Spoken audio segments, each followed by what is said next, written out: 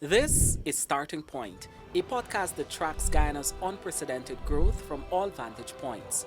Join your hosts, Kiana Wilburg and Fareeza Haniff, as they dive deep into the heart of topical issues. Hi there. Welcome to another episode of Starting Point. I'm Fareeza Haniff and I'm joined by Kiana Wilburg. I know it's been a while since we've had an episode, Kiana. Right? But we're back now. Yes. And I think our absence had to do with the fact that we were knee deep in election coverage. That's right. And now that it's finally over, I think we have a good handle of things as to why we're here now, and we can discuss our personal experience. For me, Kiana, I was working in the back end of things at the newsroom. So I had a bird's eye view of everything that has happened. What about you? So I too worked on the back end of things. I was with Guyana Standard, and we were also ensuring that we provide coverage as much as possible regarding the elections, and it was quite an experience. Yeah, and Kiana, I can say now that it's finally over, I believe we both agree that this has been one of the most peaceful Yes. elections that we've Yes. had in Guyana's recent history. Yes, And absolutely. I think that we should commend the Guyanese people for their maturity and for keeping the peace, even in the face of some politicians and so-called activists who try to rile them up with a barrage of misinformation. I agree with you. There was this fear, even in days leading up to the elections, because I can tell you there were many Guyanese who were panic shopping. Yeah. They were like, you know what, let me stock up on this and that, just in case you have some sort of issue. And it turned out to be a pleasant surprise. Yeah, well, a lot of people are still traumatized from 2020. I mean, it's a word I love to use, Yeah. trauma associated with the 2020 elections. And the Friday just before the Monday of the elections, I too went to the supermarket, and the See? shelves were like, I went there not to panic shop, but because I really needed things. But the shelves were almost empty, and there were so many people there. But I also think that we should commend GCOM Yes. for executing the polls in an effective and efficient manner. And what I saw different this time around is that GCOM was able to respond to the misinformation with alacrity. That did not happen in 2020. A lot of information was allowed to go out in the public domain without being fact-checked by GCOM themselves. So that changed this time around, even during the very small recount process that we had, when some of the agents within the recount center tried to peddle that misinformation or disinformation on social media. And GCOM just wants to say, hey, this is not true. This is what happened. And I think that helped in keeping people calm. Yes. And one of the things that I also admired about this handling of the elections period was how the legislative reforms were able to turn many media houses into mini command centers. Because I'm sure at the newsroom, you guys were able to do your own tabulations, as we saw. And even at my end as well, at Guyana Standard, we were doing the tabulations because the process was made even more transparent with the uploading of the SOPs. I mean, by the following morning, after September 1, you had about 60% of the SOPs already uploaded on GCOM's site. website. And I think the decision of the PPP back then to strengthen ROPA and to amend the legislation to mandate GCOM to make all SOPs public, and to have people consume that information themselves, do their own tabulation, remains in the best interest of this country, in the best interest of GCOM, and the best interest of the political parties who contested the elections. And it is for that very reason the newsroom was able to do its own tabulations and predict a massive victory for the PPP. And GCOM also moved with swiftness in getting all of their SOPs up and running. Yes. And I think the OAS also commended GCOM for that. That's the right. The Organization of American States, they were an accredited international observer for the elections. And after the polls, I just want to read a little paragraph of what they said.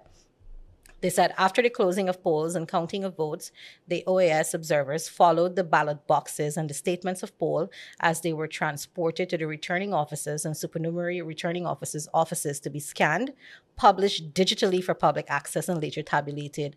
The OAS commends the authorities for introducing this requirement for the uploading and publication of the SOPs, which provides the public with an authentic image of the document and enhances the transparency of the tabulation process.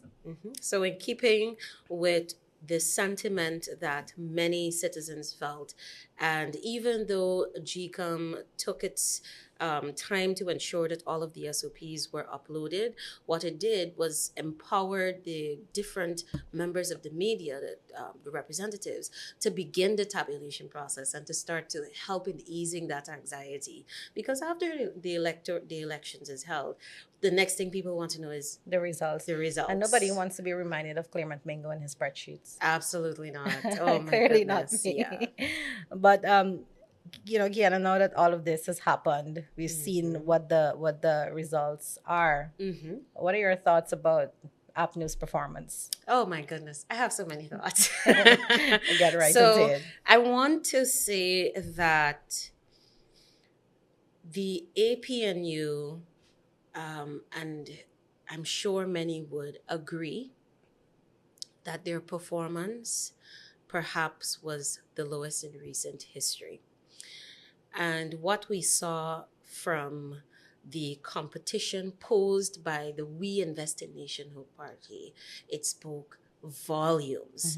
And one of the things that was mind-boggling to me was the extent to which WIN was able to creep into traditionally Afro-Guyanese communities that voted for the APNU or the PNC, whichever form they took in past elections. And I want to just mention some of these communities that I tabulated and looked at. I looked at All Boyston, I looked at Buxton, Agricola, Maka, and Sophia. In All Boyston, WIN was able to beat the APNU. When you tabulate the SOPs, WIN got 557 votes, while APNU got 453. Buxton. This is in All Boyston. Yes, this is in All Boyston. In Buxton, APNU made it out on top, but still, when you look at the numbers for WIN, it's astounding. And I just want to mention, APNU got 642.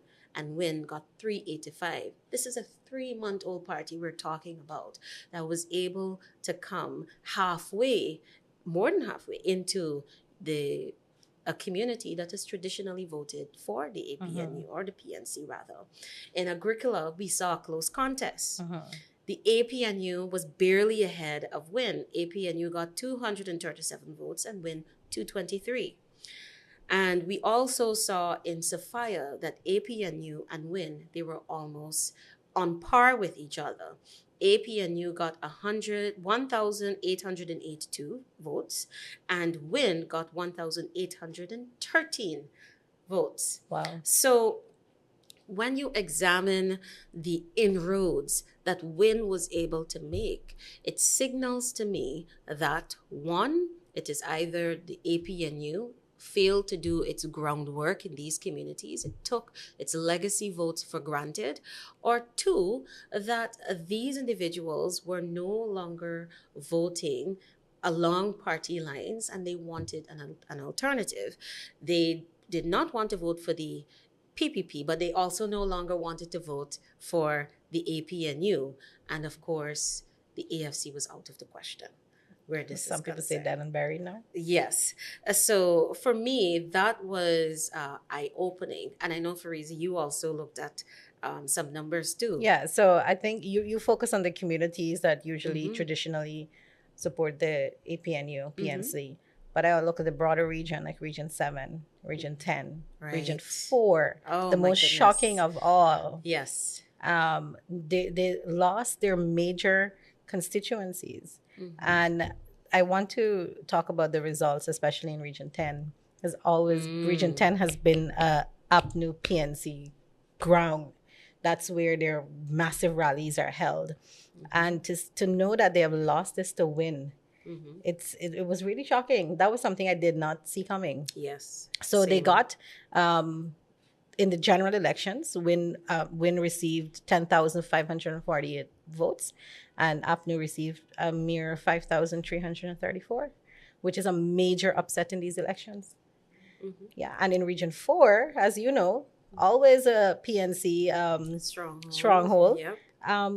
APNU lost again, 46,949 votes, and Win got the PPP won this region with 87,538 votes. That's double. That's insane to believe. And Region 7 again, another stronghold of the APNU, they lost it. They got 983 votes, not even 1,000. Wow. And Win received 5,098. They won that region. And the PPP received 3,577. My goodness. So the election results are indeed telling. But, as you noted, Fareeza, one of the things many individuals, observers, and those who always keep a bird's eye view of what's going on in the political landscape, no one expected the PNC-led APNU to lose the way it did. Many individuals expected the APNU to at the very least, retain its hold on the main opposition seat. And I believe that a number of things are responsible for that. I partly blame the former leader. So we're talking about leadership. Yes.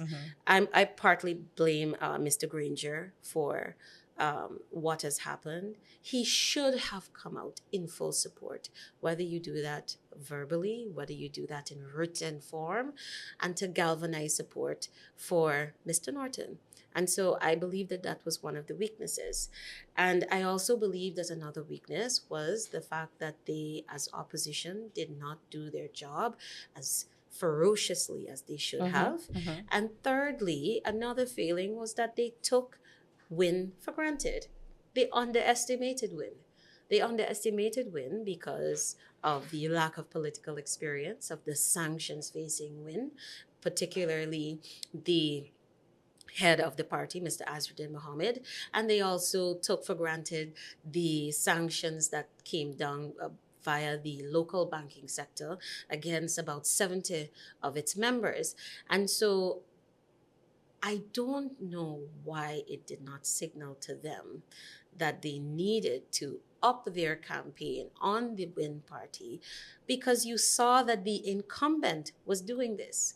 Why were you not paying attention to the PPP's playbook? Yeah. As a political scientist, you're seeing that the PPP is hammering this party. They came out swinging from the inception. Exactly. Why were you silent? And why did you wait until the last minute?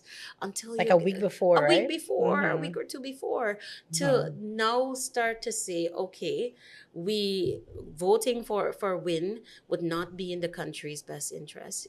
It was a cry too late. So when you look at the impact of all of those things, among other factors, I believe that Norton really shot himself in the foot. And it's clear that not only the crossovers have said that his leadership is not one that is inclusive and could lead the country's future, but now you have the entire nation that has said resoundingly that we do not wish to have Mr. Norton not just lead our country, but we no longer believe in the strength of the APNU if he sits at the helm. And so there were many who started the call early on to say Mr. Norton ought to step down, not just from parliamentary representation, but from the leadership of the party. And so I saw in the news this morning that fresh blood is going to take over the parliamentary leadership, and that is expected to be businessman Terence Campbell. Of course, an official confirmation has to come where that is concerned. But that's what my understanding is. And I think that the right thing was done in that one, and just to step back a bit, one, I'm happy that good sense prevailed and Norton did not try to hold this country ransom or hostage, and that he conceded in some Did he concede, or in did some he conceded but did not concede? in some respect, Right? in some respect. I'm happy to see that, and I see now that good sense continues to prevail, and there's going to be some fresh talent or fresh blood I think trying it's to rebuild the image. suffice to say that the crossovers have been vindicated, because Mr. Norton was saying that, we're not hurt by them. We wouldn't be hurt by them. They didn't add anything to the party. Well, here we are now. You're no longer in the opposition seat. So I think there were some people who felt some amount of empathy and sympathy for APNU. But I think what triggered me was when APNU requested recounts. Oh my! Right? Yeah. In areas that there wasn't even a close enough runoff to say that, something could change here. And then he sent out a statement saying there's a slim pathway to victory. And they ended up losing more votes in the recounts for a sub-district of Region 4 and some of the ballot boxes in Region 5. And then when that didn't work out, you saw that they asked for a forensic audit and for the elections to be voided. All of this just brought up bad memories from 2020, and people were like, here we go again. This is another effort to delay the declaration of the results. And again, on top of that, your nominated commissioners, opposition commissioners, did not show up at the first meeting that the chair called to certify the results and to make a declaration. Again, everybody started to say they're going down this path again. So whatever sympathy people felt, I think that would have washed away by then. I can tell you, I was one who felt sympathy. I was sympathetic for the extent of the loss. I even attended the vice president's press conference, and I asked him, I know that on the campaign trail, he has said, even though sarcastically, that Mr. Norton is his friend. And I mean, it can't be anything easy to watch a political opponent fall from grace to such an extent. And even the vice president said, it is, he is sorry to see what has happened to Mr. Norton, but all is not lost. He can still, if he plays his cards right, he can go back to the drawing board and I want to come back to something that you mentioned about Mr. Campbell leading the parliamentary team in the National Assembly. If that turns out to be true, one of the first things that comes to mind, why Terrence Campbell? What happened to Jurita Finance? What happened to Ganesh Mahipal? I don't think Mr. Campbell is a member of the PNC. Not that I'm aware, but I know that he's on the list. The list, of course. right. So, I mean, he was one of the consensus candidates that they had put forward to be a presidential candidate in the elections. But we know what happened there. And that did not materialize. So why him to lead? Is there no one else within the APNU who can do that? I think that's one of the questions Norton or whoever he chooses will have to answer. I think perhaps, was it just Mr. Norton who selected Mr. Campbell, or was this a unanimous decision of the executive? Like, those are questions that need to be answered. Correct. And would that cause more internal conflict within the APNU? I understand, and it is someone a valid who has not been fighting with the party for how many, the PNC is how many years old? Over 50 years. Right. Over 50 years old. So now you have a newcomer to lead them in the National Assembly.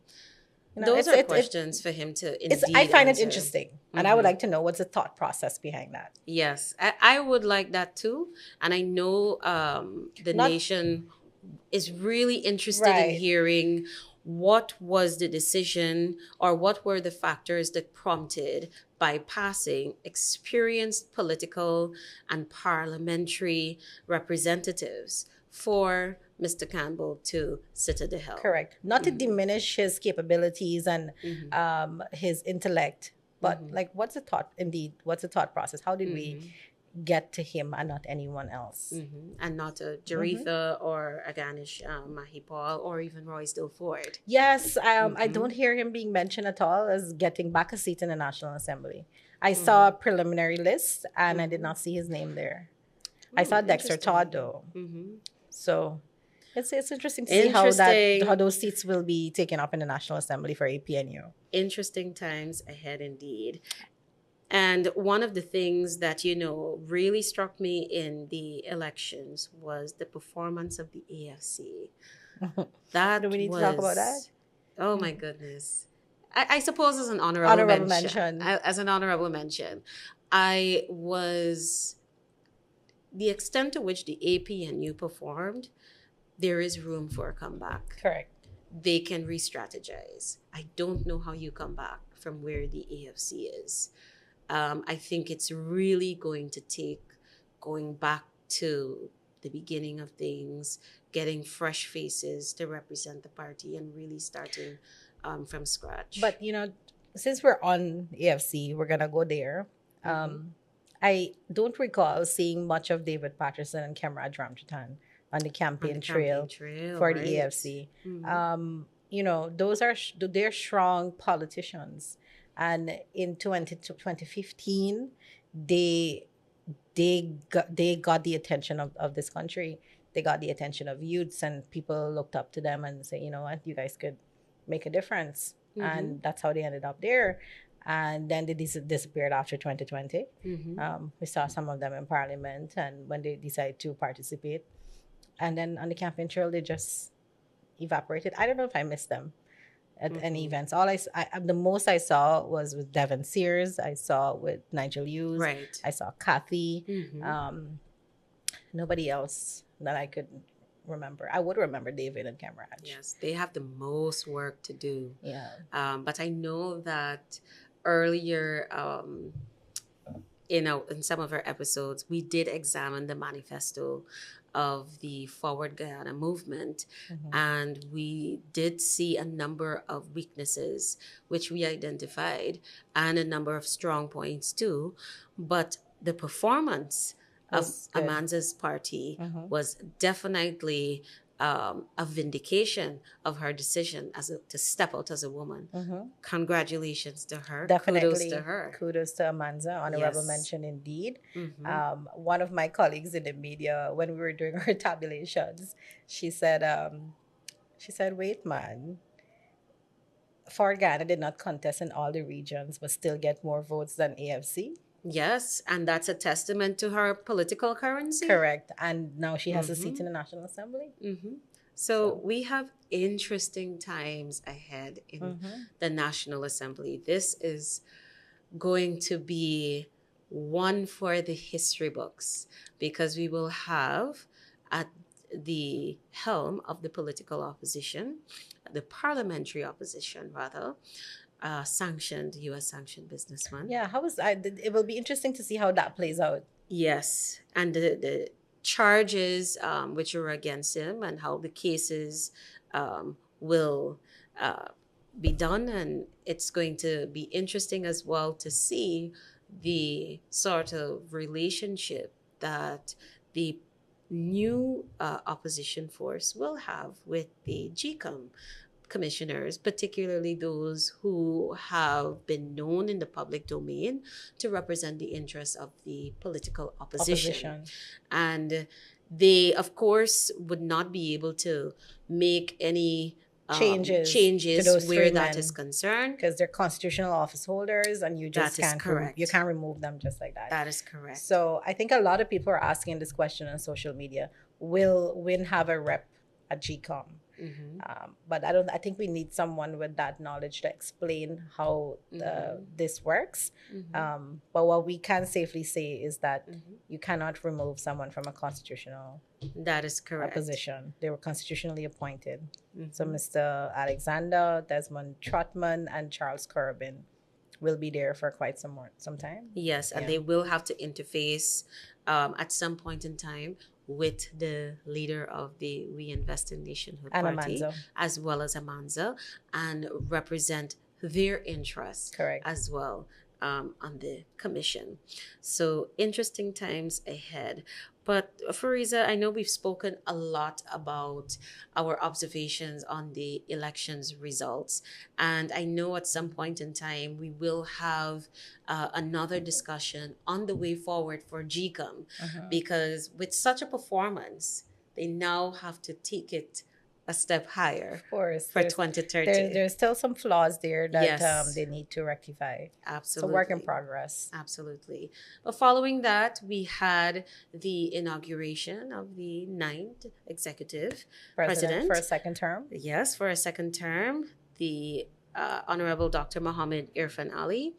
And Before you go on, Kiana, I just want to say that the president got his swearing in and inauguration that he did not get to have in 2020. yes. So he went all out this time around. And I think that the fact that he allowed this ceremony to include people from all walks of life to be able to witness it in flesh is something that was amazing to see. Thousands of people at the president's official residence, State House, on inauguration day, swearing in day, standing there and being able to see him and be able to reap the benefits of all the hard work. I think that was quite commendable. Indeed. Now, his inauguration address, it held so many important points. And there was one that really stood out for me. There were many, but the one that I really want to talk about is the plans over the next 5 years to strengthen the economy and to reinforce that Guyana is not a one sector. It's not going to be a one sector driven economy. We are going to utilize our oil and gas resources to strengthen traditional sectors and to also create new growth poles. And I want to remind of what those new growth poles are. World-class tourism, a thriving blue economy, and building out a competitive manufacturing sector that is buttressed by cutting-edge information and communications technology and dynamic knowledge-based industries. And I believe that having this mindset to say, this is the direction, and this is not something novel. He has said this over the 5 years of his first term, and we have seen the foundation set. And the message was clear. We are going to ensure that there is continuity from the first term into the second term. And one of the other things I think needs to be commended is how the oil and gas resources will be leveraged to ensure that a number of things are taking place. And I want to remind of what these are. The president spoke about a brand new Berbice River Bridge, a bridge across the Quarantine River. And I want to take a moment to pause on those two things, because when we have these types of infrastructure, it opens up access to new markets. So it's one thing to talk about increasing agricultural production and increasing the production that will come from resources, from byproducts from the gas resource that we will monetize. But where are they going to go? So the foundation is being set.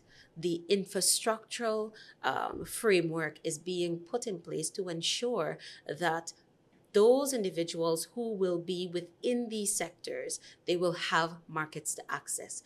and nearby markets to access.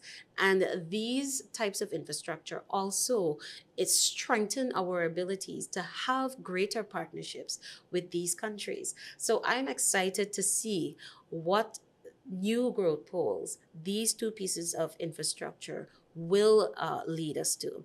Another important point that the president said we can look forward to over the next 5 years is a second gas to energy plant, but in Region 6. And so what does that say? We have our Wales gas to energy project that is in Region 3. And now the second one is going to Region 6. And so you see the clear vision to move the oil and gas resources and development from being centralized in Georgetown. So not only will the city be known as the capital, but we're also we're moving that capital into other aspects of the country so that persons other regions of the country, in other region regions 6 is a huge they don't region feel too. the need Right. to come to Georgetown in order to benefit from the the benefits of the oil and gas sector. So I really thought that was an important one. The establishment of an economic zone in Berbice, as well as the construction of a deep water harbor. My goodness, this is so necessary. And the expansion of the Demerara Harbor Bridge. What I also appreciate is that the president noted that we can expect the digital backbone of this country to be strengthened. And that is ever so necessary as we continue. I think he has started on that already. That's correct. Earlier this week, he would have met with the banks and he would have met with all of the head of the IT departments in the ministries and government agencies to get a sense of what they do and what he wants them to do going forward. So he has started discussions on that digital backbone. Yes, and I am excited to see how that manifests over the next 5 years. And finally, Fareeza, on this point, a fertilizer and natural gas plants. Those will be making its way into Guyana in the next 5 years to really help us realize our dream of becoming an industrial powerhouse.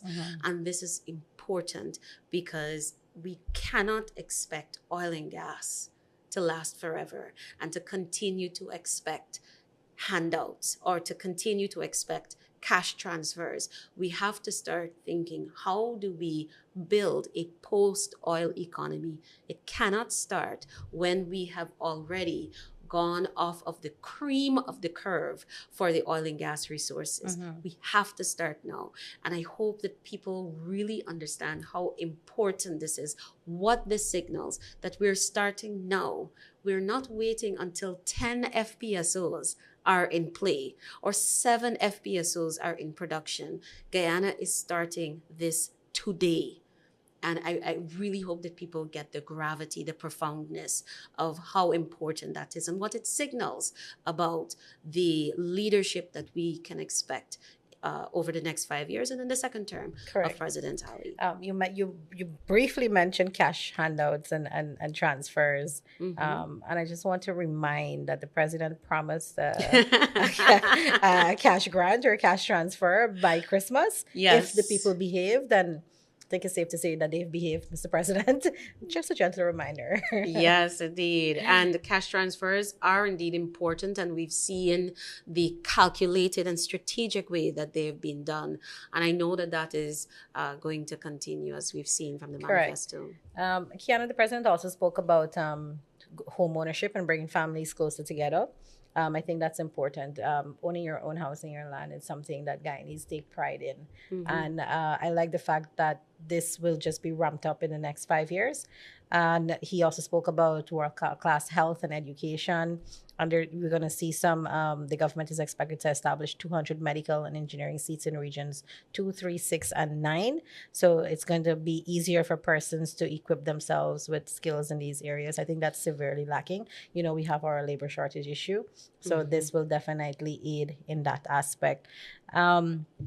So the housing is one of the big things for me. And the next one is the anti-corruption unit that he spoke about. Yes. So maybe you can delve into that a little bit and tell us what you think. Oh, my goodness. I think that is so important because We do not live in a vacuum or in a bubble. We are aware that there are challenges Correct. in the procurement system.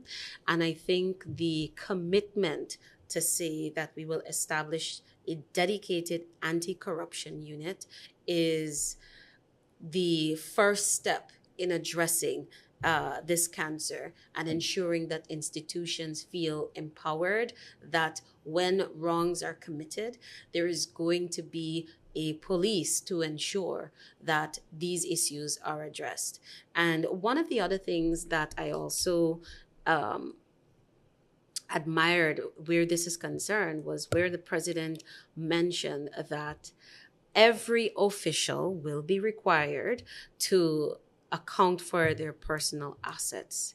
And if they can't, they will be dealt with by the full force of the law. I thought that that was very important. We do have the Integrity Commission, but hearing this reinforced, I think it spells well for the kind of leadership we can expect.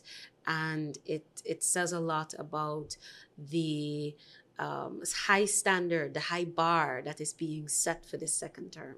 Yeah, definitely a lot of work, and I think he said it before, that this next term there will be no vacations, no holidays, that everyone will be working around the clock, and I think we can see that happening already.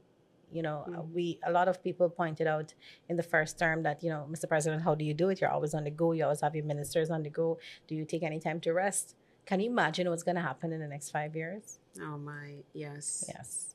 Yes. We're expected to see results. So interesting time ahead.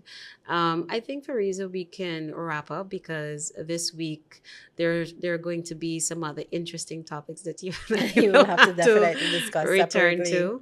to. One of the highly anticipated events is the appointment of the president's full cabinet. Correct. And I believe that that is going to be a focus for our next episode and what we can expect from these individuals. Perhaps we'll be seeing some new faces. Yes, indeed. So that's also one to look forward to. Definitely. So I think we have covered quite a lot. Quite a lot today, a lot to talk about. It was nice to get some of those things off your chest, I assume. Yeah. Yeah, it was indeed. It was. And, I know that our audience is going to really appreciate the observations that we shared. I'm sure that they share some of these sentiments. And so we are excited to see how things unfold in this country and to bring you more insights, not just from ourselves, but some of the political movers and shakers, as well as the stakeholders within our business communities. So a lot of information will be coming your way. And thank you for joining us. As always, I'm Kiana Wilburg. And I'm Fareeza Haniff. Thank you and see you next time. Thanks for watching Starting Point. Follow us on Spotify, YouTube, Facebook, Instagram, and LinkedIn for critical updates and exclusive content.